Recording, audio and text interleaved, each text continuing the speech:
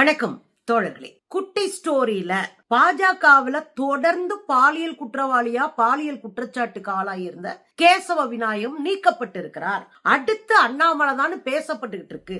என்ன நடக்கிறது தொடர்கள்? பாஜகவும் பாலியல் ஜல்சா பார்ட்டின்னு சொன்னா சும்மா சொல்லல. நம்ம தொடர்ந்து இந்தியா முழுவதும் ஒரு கட்சி பாலியல் ரீதியாக குற்றஞ்சாட்டப்பட்டு வழக்கை எதிர்கொள்ற கட்சி அப்படின்னா அதுல முதல் இடத்துல இருக்கிறது பாஜக தான். அதுல தமிழ்நாட்டிலையும் பாஜக முன்னணியில தான் போயிட்டு இருக்கு. அதுலயும் குறிப்பா பாஜகவினுடைய அமைப்பு செயலாளராக இருக்கக்கூடிய கேசவ விநாயகம், இவர் சின்ன வயசுல இருந்தே RSSல இருந்தவர். கேசவ விநாயகம் RSSல இருந்து RSS கொடுக்கிற வேலைகளை எல்லாம் தொடர்ந்து செய்யக்கூடிய ஒரு ஆளு.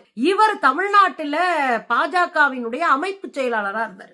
10 வருஷம் அமைப்பு செயலாளரா இருந்தவர். திடீர்னு நீக்கப்பட்டிருக்கிறார். 2 நாளைக்கு முன்னாடி திடீர்னு நீக்கப்பட்டிருக்காரு. ஏன்? அவர் எப்படிப்பட்டவர்னா உங்க கட்சிக்கார லேடியே சொல்றாங்க, கேளுங்க.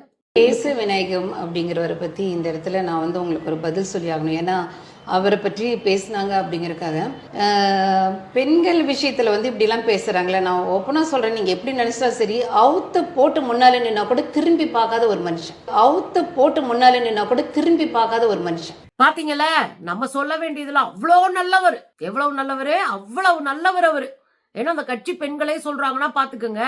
இதுல என்ன கூத்து அப்படின்னா 2021, 22, 20 வாக்குல அந்த பீரியட்ல சிடி நிர்மல்குமார் அப்படின்றவர் தான் பாஜகவினுடைய மேலிட பொறுப்பாளரா இருந்தார். அவரு இங்க பக்கத்துல மாமல்லபுரத்துல நடந்த கூட்டத்துல ஒரு கொலவெறியான ஒரு செய்தியை பதிவு பண்ணார். மாமல்லபுரத்துல பாஜகவினுடைய நிர்வாகிகள் கூட்டம் நடக்குதுங்க. அந்த கூட்டத்துல அவர் சொன்ன விஷயம் என்னன்னா, நூத்துக்கணக்கான பாலியல் புகார் எங்க வருது, நீ ஜெயிக்கிற தோக்குற அது செகண்டரி. நூத்துக்கணக்கான பாலியல் புகார் வந்திருக்கு. ஒருத்தர் மேல மட்டும் 142 புகார். அது யாரு? நம்ம கேசவ விநாயகம் தான். இவ்வளவு நல்லவர். 142 புகார் இவர் மேல மட்டும். அப்பயே நம்ம வீடியோ போட்டிருக்கோம். அது வேற. அது சொல்லிட்டு பாஜக மேலிட பொறுப்பாளராக இருந்த சிடி ரவி என்ன சொல்றாரு தெரியுங்களா? கமலாலயத்துல விசாகா கமிட்டி வைக்க வேண்டிய சூழல் வந்துரும் போல இருக்கு. விசாகா கமிட்டி என்ன? பணியிடங்கள்ல பாலியல் தொல்லைக்கு ஆளாகிற பெண்களை விசாரிச்சு அதுக்கு மேல ஒரு நடவடிக்கை எடுப்பதற்காக பெண்கள் பணிபுரிகிற இடங்கள்லாம் ஒரு கமிட்டி வச்சிருப்பாங்க. அந்த கமிட்டிக்கு விசாகா கமிட்டின்னு பேரு. காங்கிரஸ் ஆட்சி இருந்த காலத்துல பெண்கள் பணிபுரிகிற இடத்துல கட்டாயமா இந்த விசாகா கமிட்டி இருக்கணும். பாலியல் அச்சுறுத்தலுக்கோ பாலியல் சுரண்டலுக்கோ பாலியல் பிரச்சனைகளுக்கு உள்ளாகுற, அதாவது பாலியல் சுரண்டல் பிரச்சனைகளுக்கு உள்ளாகக்கூடிய விஷயங்கள் எல்லாம் விசாரிக்கிறது அந்த விசாகா கமிட்டி. இந்த சிடி ரவி என்ன சொல்றாரு? கமலாலயத்துல விசாகா கமிட்டி வைக்கணும் போல இருக்கியா, அம்புட்டு வேலை பார்த்திருக்கீங்க அப்படின்னு போட்டு லெப்ட் ரைட் வாங்கிட்டாரு. அத வெளியே கொண்டு வந்தது யார் தெரியுங்களா? இந்த கூட்டத்துல நடந்த உண்மைகளை வெளியே நியூஸா கொண்டு வந்தது தினமலம் பங்காளிங்க. தினமலம் தான் கொண்டு வந்திருக்கு. பாருங்களேன். பாத்தீங்கல்ல, நம்மளா ஒண்ணு இட்டுக்கட்டி எல்லாம் பேசல. தினமலத்துல வந்த செய்தி. அப்ப இந்த கும்பல் இதே வேலையில தான் இருக்காரு. அவரை தான் தூக்கி வெளியே போட்டுருக்காங்க.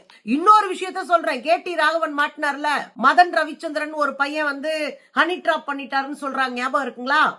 KT ராகவன் அந்த பையனாலதான் மாட்டினாரு. 60 மணி நேரம் ஓடக்கூடிய வீடியோக்கள் இருக்குன்னு சொல்லப்படுது. அதை செய்ய சொன்னவரு, இந்த வீடியோக்களை எடுக்க சொன்னவரே அண்ணாமலை.